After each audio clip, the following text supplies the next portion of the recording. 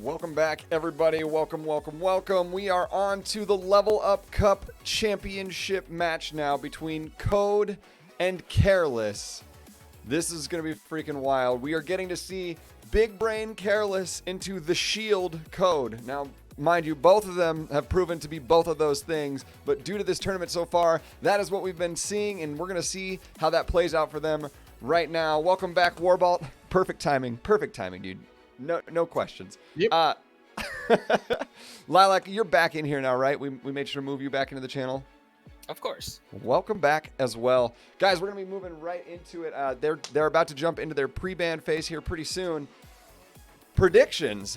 We have Code, who notably was said even by Tatsu, that just like has a few more, like they pick very similar units, but Code just seems to have a couple extra ones to be able to make that difference up. What are we going to see? Careless, who probably also, being that I think they're also in the same guild as well, also are probably pretty used to fighting each other as well. Are we going to see them put on a show for us? I'm actually very, very excited. Well, if there is ever a time to bring out some pocket picks like LVL, now would be the time. That's true. Right?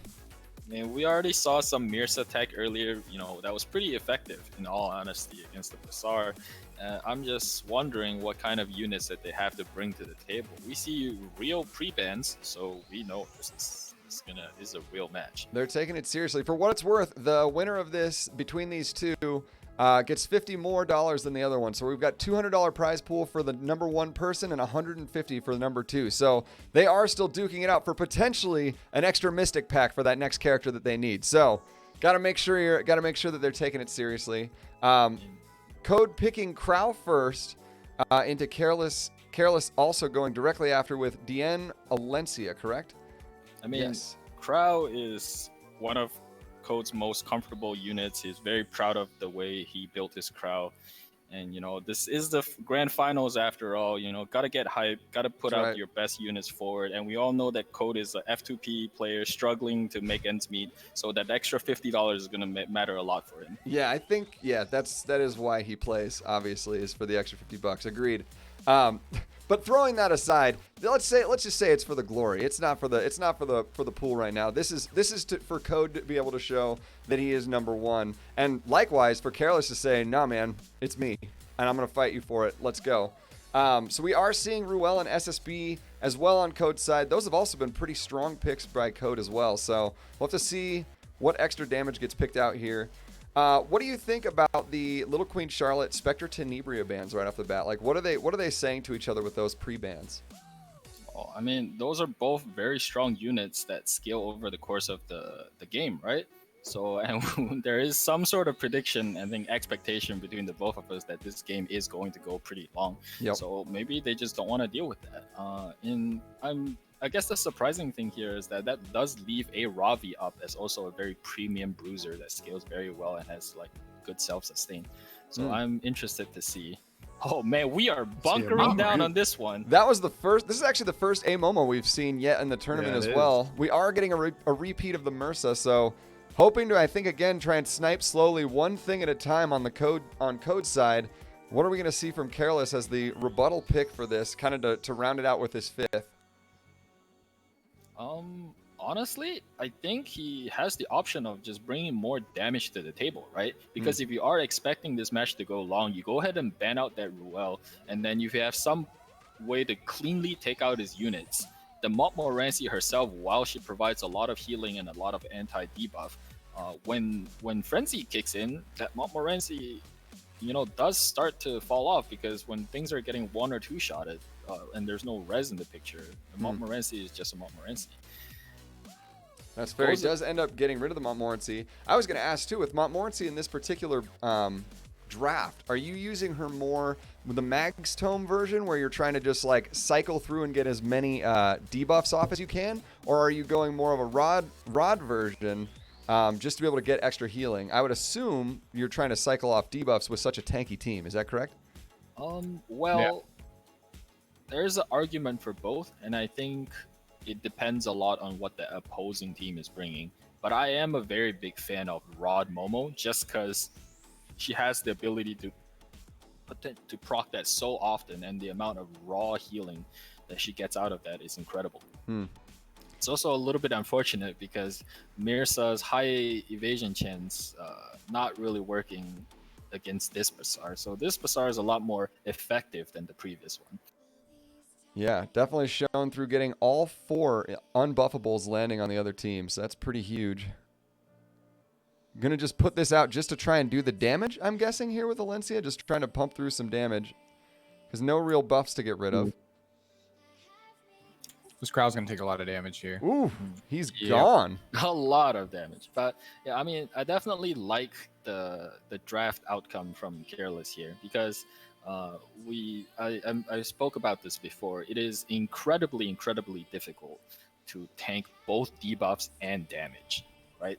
Because when the enemy builds one of each, yeah, because usually she'd have the attack buff. So landing that unbuffable at the very start against a high miss chance of Mirsa was actually huge. That saved the Bazaar here. Yeah, good point. Some interesting RNG choices here on Code's part. I mean, definitely, I feel like he's making the calculated choices like for where he decided to heal. But I'm curious because Mirsa is like so 50-50. If this had turned the other way and the Mirsa hadn't like dodged some of that and like let's say Bazaar goes down, I feel like you're almost looking at a totally different game. He just because he opted into getting the SSB up, so he says like I need these like back coming S2s to keep running through, almost more than keeping the Mirsa alive and just kind of banking on like I'm just gonna play the 50-50 and hope she stays alive. Oh no, this turn might look very ugly. Oh, Yeah, still I think survives. wow, that is incredible. That is no mitigation SSB. Defense broken, survives. Oh, yup, Code. Well, she dies here, so I guess that didn't change too much. But that was scary. That was frightening. Trying to decide between the Crow SSB or just straight putting it on the Mirsa. Does opt into taking the Crow back up here. Interesting. So, Just to I'm assume tank up as much damage as possible, but he is oh, I see. Not having the immunity but does get the defense buff up on the team. So hoping to get a little bit more survivability. Defense buff does not hit the unbuffable Mirsa, of course, so we are still banking on Mirsa just doing Mirsa things and surviving. I also just realized that is a lifesteal Mirsa. I think he might just kill through miss here. Probably. There is a very good making chance sure he to just straight highlight up. the greater attack. Yup. He kills through miss here, so now things are a little bit awkward because Code is very much on the back foot. This is looking yeah. like a good start for Careless. We have seen good picks from Code, so I don't believe that this will be the end for him. I do believe he's going to have some answers for this second time around, but you can't ever not be excited to be at least one up in this series right off the bat, because like knowing how many games this could actually go through to be. Yeah, that's huge, especially for someone like Code. And definitely bring up the debuff thing up again, right? Because a defensive unit in RTA needs to build both defensively and also resistance, right? But whereas an effective unit only cares about effectiveness and a damage unit only cares about damage. So if you I put, don't think this is over. I don't think this is over, but you know, it's definitely looking a little bit scary. All right, because Ruel's got her S2 now.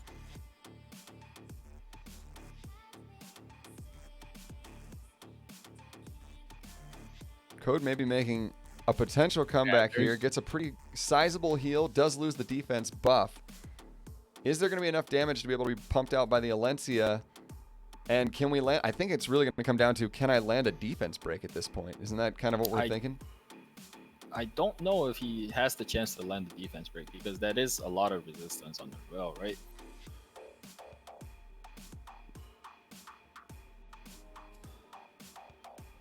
Resist there. They tank up just a bit. Crow's going to do the same. Knocks back the Lilius. This is going to be a pretty good heal because he can burn it. That the comebacks, I think the comebacks have happened. We are definitely in comeback territory. So that's huge. That's huge that he made the choice to bring up Crow. I feel like that was actually a very smart choice because now look where the game is at this point. That was actually a very smart call. Bringing back up the Aureus here definitely like changed everything. Lands the provoke on And Lilius. even lands the provoke on the Lilius. Yeah, I think Goat comes back on this one. And the resistance again, the Alencia not having enough effectiveness. Yeah, every turn that passes, Code's looking better and better. The crazy thing is, Careless was looking so good in the first like multiple rounds. Yeah, that was looking solid. It was like as soon as that A Vildred went down, things started to kind of turn in favor of. Well, was it A Vildred? Who was the one that was at the bottom? A Vildred was in the back, I think. Bizarre. Basar. Okay, so I think it was like once we started seeing those two get taken down, this has been just a couple turns before he was able to turn it back around with Ruel, and now we're in a very different game, completely different, in fact, where I actually am now struggling to see a scenario where Careless actually can win this. Yo, the presence of mind to bring back the Aureus Crow, enabling the Ruel to survive on a sliver of HP, well, 2 slivers of HP, and I mean ultimately resulting in this outcome. Very, very, very impressive play. Most likely going to tank up here with the S2 just to be safe. Probably not necessary, but you never, why risk it when you have the chance to. Gets the Mind's Eye. I don't think that's going to be enough damage to take out anything. I don't think so either. Like really at all. Oh, that's not good. That lands though. And Yeah, it there's the doesn't matter. forfeit He knows. from Careless there. Code taking the first game, moving into this best of 5 between Careless and Code. Guys, that's scary to me that I actually thought that it was going to like be fully Careless, and Code was like, come on guys, had no faith, like literally turns it completely around there at the end, just with the presence of mind of recognizing, like you said, Arius being brought back up by Crow. That's huge. What does Careless have to do now to kind of be able to deal with this? Because he had such a solid start. It felt like it was really going in his favor. What do you think were the biggest picks that really turned this up around? Obviously Ruel on Code's side, but where could Careless have maybe made a couple different choices to maybe be able to take that Ruel out? If I were forced to pick apart something, I would look at the Alencia. Now that we, it's pretty convincing that the Alencia just doesn't have enough effectiveness to, land these consistent defense break against crucial units like Ruel.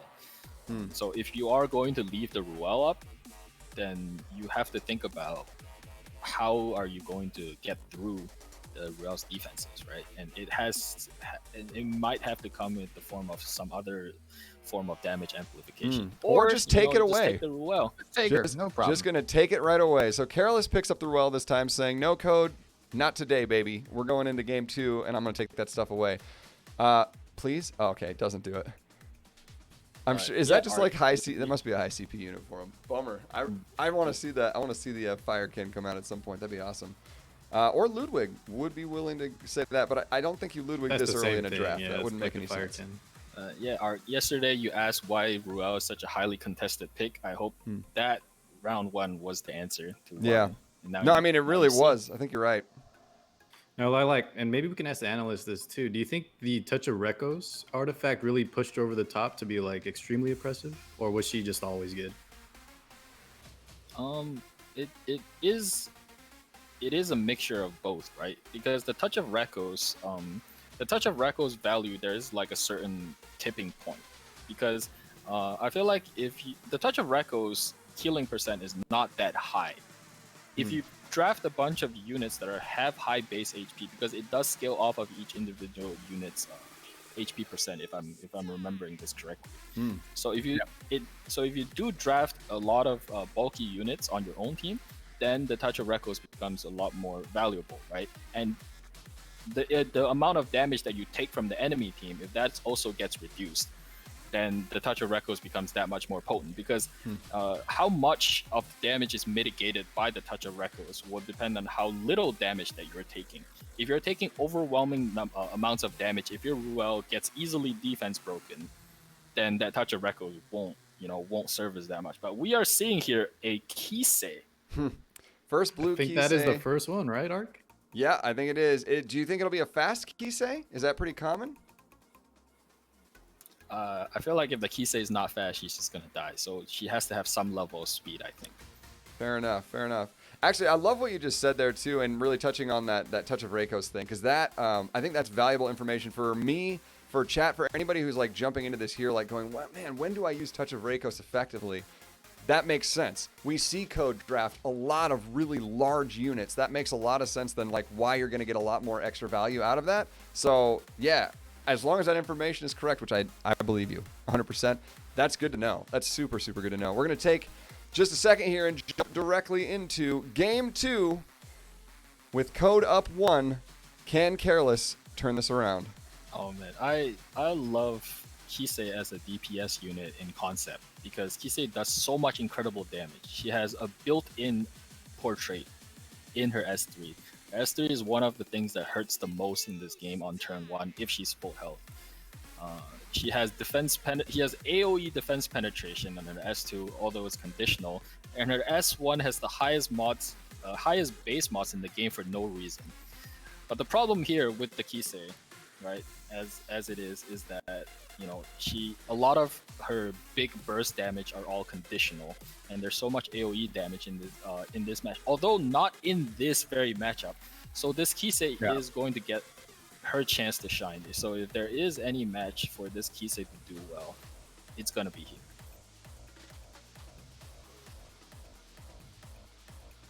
All the buffs are up at the moment. Is Mirsa able to just snipe someone? Not quite. It takes about half there. I think a strip here is huge, but I think we all know, like with the ER here and the low effectiveness on the Alencia, I'd be surprised if Was that a miss on the Mirsa? Yeah, I don't think anything gets stripped Oh at all. my goodness, everything stays up. As we talked about in the draft phase, right? Like if your Alencia doesn't have enough effectiveness, and this is also the question that I asked like in another match earlier, right? Like sometimes, right, you have to ask yourself: is the Alencia more scary if she defense breaks you and if she just dispels you, or is she more scary if she punches you for big orange numbers? It's a good question. I think you're right too in saying as well too that all that effect resist at this point. What does Alencia even have much of a chance to be able to deal with a lot of this on such high effect resist characters? Because you're going to run into so many times where it's just not going to strip when you need it to, and you're already running into multiple layers of that with Mirsa. Because now you have to try and strip. There's some RNG. You have to actually hit her. That's some RNG, and she comes out like swinging with some pretty heavy damage. Still, I mean, Code has picked this character now multiple times, expecting to just like be able to just like slowly pick you off one at a time. That seems to be the use healed of the Mirsa. The SS2 from the SSBS2 actually healed the Mirsa. That can't feel good. Yeah, we've seen multiple times is negative damage. Okay, so this could potentially be a big turn here. If this Kisei hits, the only sad part, the only sad part is that she doesn't have attack up. That's on the miss. That's on a miss. That was the damage on the miss. So just to put things in perspective, that miss mitigates damage by about 70%. So that was 30% of how much damage he could have done with that S1. Pretty crazy. So why? I assume Code has his reasons for this, and maybe you guys can explain this. Why hold on to your S3 if you're Rowana here, knowing that it gives you potential? Yeah, unbuffable was on the Mirsa. Oh, you're right. That dumb question. And Sorry, I also forgot about that. You're her totally S3 is a heal. So if you're in no danger and you don't need to heal, then why use the heal? That's fair. I guess what I'm and this is again not using Mirsa all that often. How do you know when is the right time and when isn't with her? Because she's such a hit or miss. Like you either hit her and do tons of damage, or you miss her and doesn't do hardly anything at all. Like when is the optimal time to even toss that in there?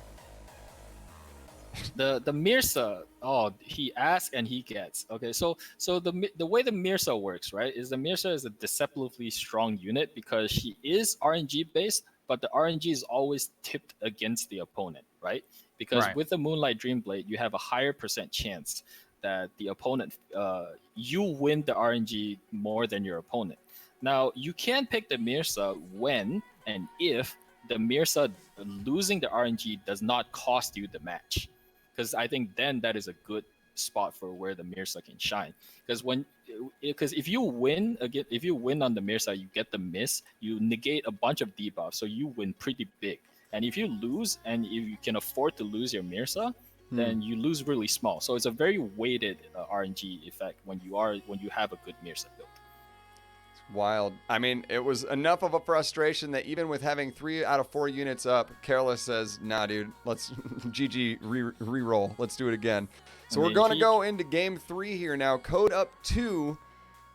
Are we going to see a 3-0 in the finals? I'm actually, like, very surprised by this, only because both of these guys have brought out such incredible picks and such, insane rosters across the board. Careless being super, just getting... I don't know, outpicked? Is it just an outpicked problem at this point, and Code has just got his number? So in match 1, Careless was looking really, really strong, right? And then Code just somehow brought it back based on his confidence, smart plays, and gear quality. This second match, though, was just very decisive. I'm not sure. The Rowana did so much work, right? Because if you think about what Careless picked, that Rowana was so huge. And also, I guess... and this will be a tough one for the analyst desk, right? Because we don't see that many Kiseis that often. That Kisei opted to go for S1 every single time, trying to get rid of the Mirsa, right? Was there ever an instance of somewhere along the line of the 2 turns of stealth where S2 would have been better? Because the S2 does penetrate defense to a large degree, and does damage in an AoE. So would any form of S2 have mattered? Obviously, if she didn't miss every single S1 in the Mirsa, we would be seeing a much different match. But, was there ever an argument for using S2 over S1? I think with using the S1 there, you get the bonus damage from the buffs on Mirsa anyways. And I could see if there was a defense buff there, then I could see S2 being a bit more valuable. But I think the S1 would actually have a higher chance of killing the Mirsa there than the S2. And I think the win condition there was getting rid of that Mirsa, because going into the late game, I think Careless actually had the better draft as long as he got rid of that Mirsa. That is the point of contention, right? Because in my head, if he had not missed, right? I'm wondering now if the S2 would have killed. Because if the S2 would have killed the Mirsa anyway, then you maybe just go for the S2. But we will never know, right? Unless we get the numbers. Unless we get it again, because we've got a blue Kisei back in again on Careless side. Not willing to say that was what was the game ender for that one. He's going to do it again. So let's see. We've got a ML Ken pick on Code side, probably to deal with the A Vildred. And then, are we seeing Momo again? Nope, picks Elena. I want to see if Careless prioritizes getting an attack buff onto Kisei this time, because the entirety of last match, Kisei never had an attack buff, so her damage was not as high as she could be. Interesting. But the Elena here is more interesting, right? Because if you pick Charles here, then the Charles activates the Elena, so you're kind of soft locking out Charles as an option. Not guaranteed, but it quite deters it, I say. Right. And was there also a soft lock with the Alencia going into, if he had picked Maid, sort of a soft lock there as well? Right. So I think Code must have had some thought about what kind of attack buffers, he would be looking at. Because I'm pretty sure at some point he must have thought about potentially banning out the DN. Guys, huge brains going on right now. You are watching some big boys play some intense mind games. Stepping into game 3, does Code take it all? Or do we see Careless have a comeback and we go to game 4? We're going to find out soon. In my mind, this Kisei is going to obliterate someone. Oh, never mind. We see now that S3 has no Molas. I take everything back I said. That S3 does not have Molas. But we'll see. Ooh. Yep, that S3 did not have Molas. Gosh.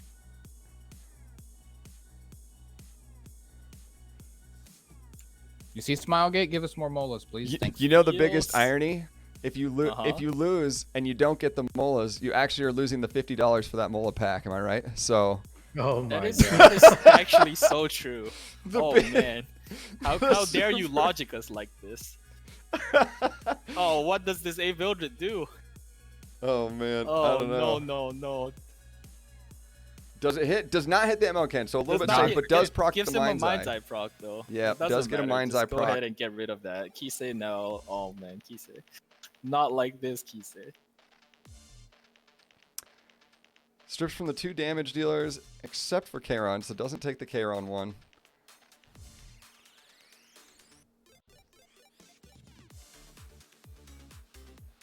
Will this Kisei survive? Will this Kisei survive to take another turn? Very, very difficult. Wait, he doesn't have attack up. Maybe? It's Moonlight Dreamblade proc. She lives! Okay. Now we get the run back. Is there a case where you say, Kisei's just gonna die anyway, let's just rip it? Oh, nope, never mind. We don't rip it. Decides not to. Is going to get a rebuttal here. Is that enough damage to take out? Is enough to take out the Kisei. We're going to get an Alexa's Basket proc. Will this be the damage we were looking for? I'm not sure about that one because it feels like you're just gonna get auto comp. Yep, you're right. Oh, misses Doesn't though. crit though. Lands the thing. So it's not quite an auto comp. This is huge. Now it's gonna be a little bit weird. Unless he lends the miss chance here also, right? Because he does have unbuffable on him. Oh, Code, your gear, dude. What? You have Dreamblade. literally lived so many times on almost nothing. That was unreal. Look at that Elena. How many times has that happened in this tournament, guys? How many times has that happened in this tournament? That's insane. That's so awesome. I want my characters to do that. Yeah, the gear quality is just crazy. Oh, it's so good. I was about to flip my shit if that Elena lived through the DN S1. But she didn't. Pretty crazy. Crazy stuff coming out here. Does Kairon have a chance of being able to make this work? Like if they take out Kairon or take him down at this point, he doesn't even have, he dies right here, right? Because he has unbuffable up. Yeah. He already lost his procced immortality, it. so Soft proc. Ooh. Yeah. I DK about that one. And Careless. The DN lived. I don't think that was as big of a play as we were making it seem. So we're gonna head back to the analyst desk. We now have our winner of the Level Up Cup. Code, congratulations, man. Let's break that down at the analyst desk. Congratulations. Thank you, Ark. Congratulations to Code. Careless, nice try. You definitely still did me proud on my team. But let's get into game one. Pantry, take us through game one and tell us how it was actually a pretty smart play for Code to revive Crow instead in that game one. So that basically, to answer with the revive on Crowd, that basically just gave him just more tankiness so that he could actually hold on for as long as possible. Because then the thing is, Careless didn't really draft too much sustain, unless I believe it was banned. So to answer another question, Carr actually answered, do you think Touch of Rekko's artifact actually pushed it over the top? So the thing is, Touch of Balance, if Code were to say it, covers like Ruel's weakness. Definitely during like the downtime of her S2 and S3, when she can't heal at all. Because then she was able to actually take multiple turns to refresh the healing. The Touch of Rekko just kept on healing her over and over and over. Especially when the Lilius and Alencia could even kill the Ruel whatsoever. And it actually helped Code stall long enough so that he could actually push out like a revive and then later ended the game with a very decisive note. So seeing the match, how it rolled out, it was actually favoring Careless. He was actually able to actually deal so much damage. The Bazaar landed a 30% chance on the Mersa, and everything else looks pretty bad. Even then, from there, it's like the RB just proceeded to cleave away Code's team, but everything just recovered. Code chose to revive the crowd so that he could tank up a little bit more. And from there, game was done. Once Careless lost some of his units, he lost his Bazaar, he lost his RB. It was very hard for him to recover, especially when the Alencia couldn't even defense break at all. Yeah, for sure. That was I'll definitely say Code definitely brought that back. A lot of us thought it was gonna be a game changer. Like we thought Careless was gonna take that round, but Code said, "Nope, I got this." All right, and game two, Once in Love. Take us through game two. What happened, and just what actually went on with game 2 there? So game 2 is a little bit interesting. We had a very specific counter pick here. We saw the Kisei come in. Now, for those of you guys who do not know, with the Kisei changes, they changed her skill 1 so it does bonus damage when the enemy is buffed. It's no longer just barriers. So with the design of that, Careless was trying to get in against the Melee Drain Blade, 70% bonus damage when the target's buffed with the 10 soul damage. So there was a specific question that I believe Lilac directed towards us asking, is it better to use the skill 2, which is the 60% defense penalty or stealth, or is it better to spam the skill 1? I think overall it doesn't make too much of a difference if your only goal is to kill the MRSA, but there's also another consideration inside of that match where if you skill 2 with Kisei, you're doing 60% def pen, you're also over damaging the Crow and everyone else. So what happens is the Crow ends up getting to a lower HP to get a better horse early on. So I think that's the reason why Careless continually spammed the skill 1 and went for the kill there. I do think the draft was okay, but it's hard because Careless entirely played it on a coin flip. If he had crit once, it would have been GG. There would have been no contention if he had crit once in the first 3 attacks. Because it would have one-shot the MRSA, and Code would have been too far back with the Ruel band. Well, with the Ruel taken, sorry, but you know what I mean. And also, Code holding onto Roana's skill 3 would have been a huge detriment had it died. If it had died right there, it would have just been over. He would have wasted everything because he didn't want to use the Roana skill 3. He wanted to save it for the heal. Yeah, for sure. And that's something we can definitely ask them as we will have post-game interviews here to see what their thought process was like during some of those decisions there. Thank you for that, Once in Love. And Tiber, take us through game 3 and what happened there. Moments, man. Moments. No, it was really good gameplay. It was really fun to see an extremely aggressive comp coming out from Careless. DN Triple Thief taking the turn 1, but unfortunately without that 30% bonus damage from the skill enhancements on the Kisei S3, Elena lived on a tiny bit, but still appreciable amount of HP. And unfortunately, with Elena moving right next, and Kisei probably not that high effectiveness, and Code's probably having really high resistance.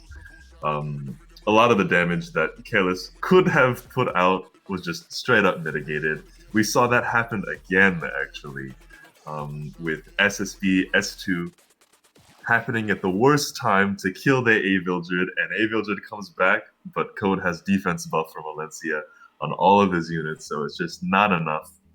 There were some really cool clutches coming out on Careless's behalf, with Blind from A-Vildred landing on MLKen through the effect resistance buff, and then MLDPK round proccing, but by that point, he had taken so much damage, there wasn't really anything he could do to bring that match back. And that means Code took the games 3-0, right? Insane. Yeah, Code doing a clean sweep there, showing us that he's definitely a strong RTA player there. Thank you so much for that, Tiber. And now that we're done with the post-game analysis, we're going to have some post-game interviews here real quickly, just short ones. Don't want to take up too much time. So what we're going to do here, I'm going to interview Careless first, and we'll see how that goes. Hello, Careless?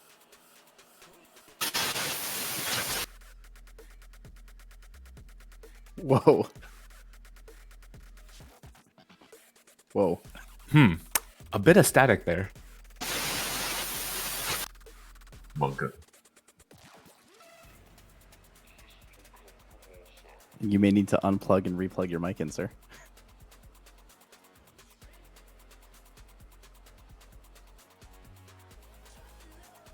Yeah, something Guys, wrong with the Code mic, I Code think. broke his microphone.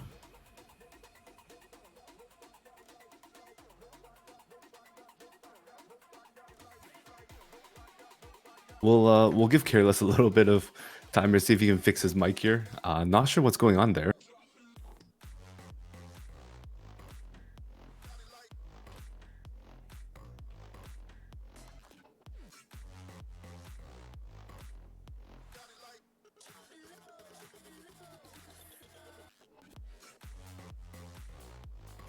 Can you hear me now?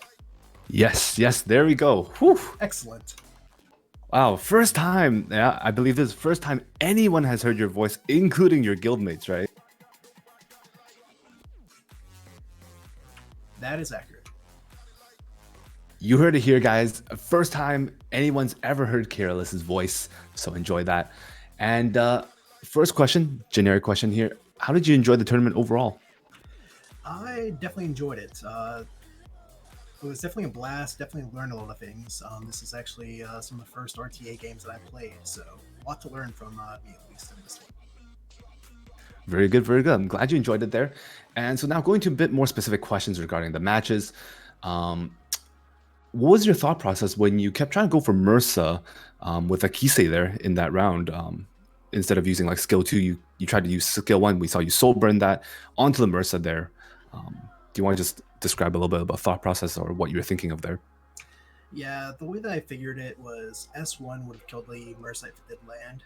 S2, as was shown in round 3 by Code, my S2 and S3 are not molded, so I wasn't entirely sure of the damage output from S2, and I was kind of all-hitting the kill on MRSA because I would have at least been in better spots. Plus, MRSA, if left alone over time, can be the scary. So that's what I was going for. Okay, very, very good, very good. Fair enough. And one quick question there was Kisei a new unit built up just for these finals match, like a pocket pick that maybe your guildmates don't know about that you would be using? I think a few people knew that I had it. I wasn't entirely sure with using it round 2, and round 3 was actually a random pick by the system. I actually ran out of time, and thank God it actually landed on Kisei. So I kind of lucked out there, even though it didn't really pan out. Wow, I guess you're probably panicking a little bit on that last pick there, trying to figure out what might be the best option for there then. Yeah, I was still thinking about Kisei because at least had the attack buff during that round 3. The round 2, I completely blanked on the attack buff, so that was all me.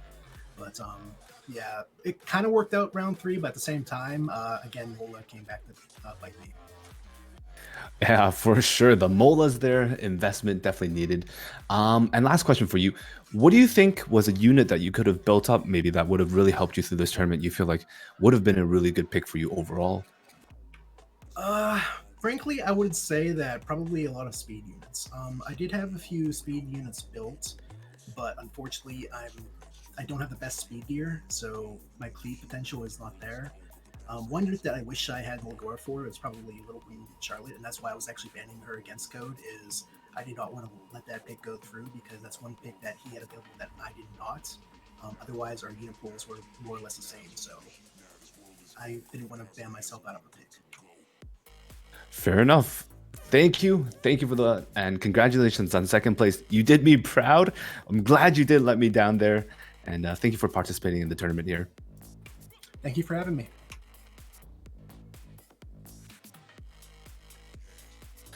All right, next up, we're gonna interview Code here, and let's hear what he has to say. Okay, hello, Code. Can you hear us? Yep. Okay, well, hopefully you guys can hear Code. It looked like it was a little bit softer of a voice there. But first general question, how did you enjoy the tournament overall, Code? Yeah, it was really fun.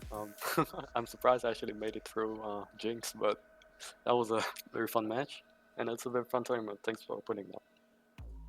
Glad you enjoyed it. Thank you for that. And so, actually, funny enough that you mentioned Jinx, one of my questions here for you was, who, I guess, I don't know if it's going to be Jinx here, but who did you think was probably going to be your toughest opponent here to get through? Who are you most worried about in the whole tournament overall? Yeah, that's what I kind of meant. I thought I was gonna lose to Jinx because before the tournament started, I played 4 matches against Jinx on normal ladder and I lost 3 of them.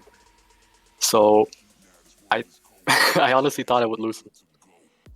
Would you say that those matches in the normal ladder actually was a blessing in disguise because they prepared you in preparation for the tournament to play against Jinx here? So I only won 1 match, and that 1 match was when I had my Elena, and then after that he started pre-banning my Elena, and even in this tournament he pre-banned my Elena, so I was really scared. I have no idea why, but yeah, I think it gave him more advantage. Maybe because I never showed MRSA against him, but I did show K-Ron before against him in ladder. But it was a fun match, and honestly I was really scared. Very good. That's definitely interesting. We didn't know about that. And so another question here is, within the whole tournament here, did you ever feel like you were forced out of your comfort zone from your normal picks? Because a lot of people here know you for your tanky team comps, but we saw in this tournament, first time ever, I think, well, for me, seeing someone use Mersa so much in RTA. Well, 70%, right? Sometimes you win, sometimes you just lose the match, right?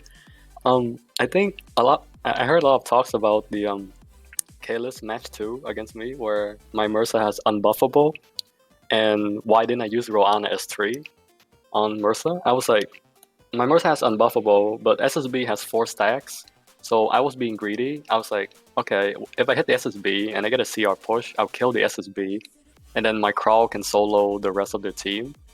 But I hit the SSB, I get the CR push, I sober in Mersa, but I missed the crit, and at that point I was kind of scared, but well, I guess 70% carried through, and I just evade every hit. That was kind of lucky from my part.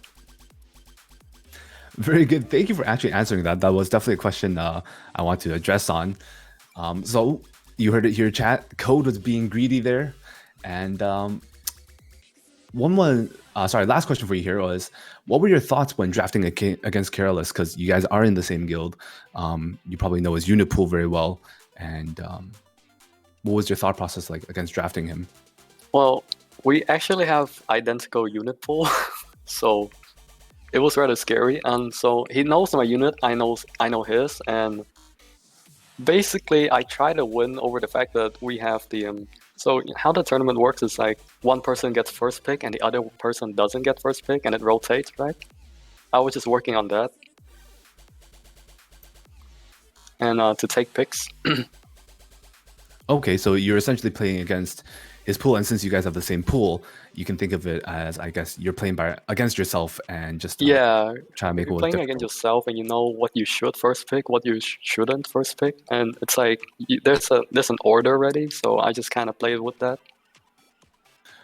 Okay, and I guess one thing is, were there any units you feel like could have really helped you in this tournament that you never had built up, actually? Oh, for sure, it's Oxlots, Bazaar, Athletica, Cerise, like all the speed units. I would really be happy to build them, but I don't have speed gear. It's been like a year and a half before I haven't rolled an actual good speed set. So, and it's not like I play tanky bruiser by choice. It's just that that's the only gear I have on my account. Okay, so okay. So I guess speed is not needed. We don't need speed until in this case yet, this meta right now, you can definitely do fine without speed. All right, thank you very much, Code, for your time. Congrats on winning the tournament again, and thank you for joining the tournament here. Thank you, thank you.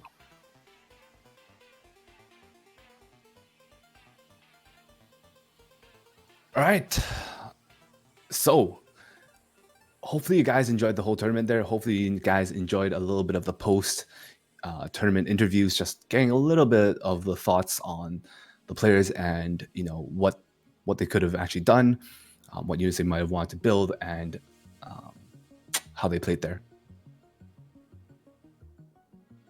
Okay, so let me send it back off to Ark, and we'll see what's gonna happen here from at the end of the tournament here.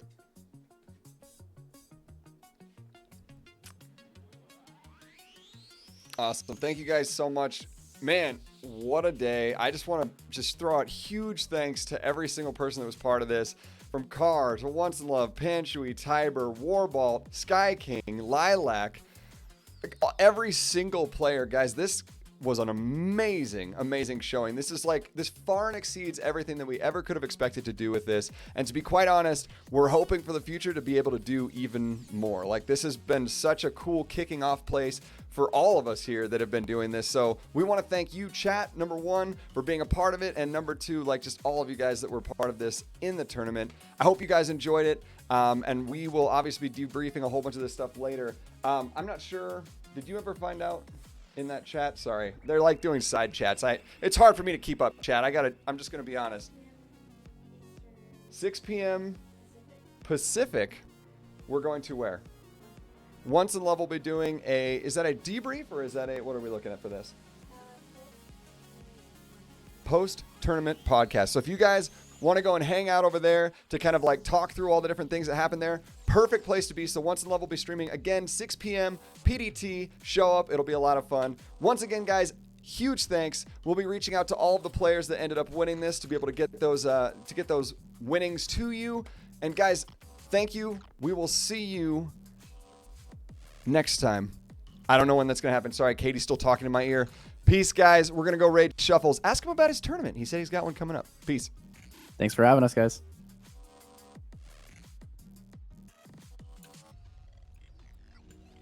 Twitch Prime.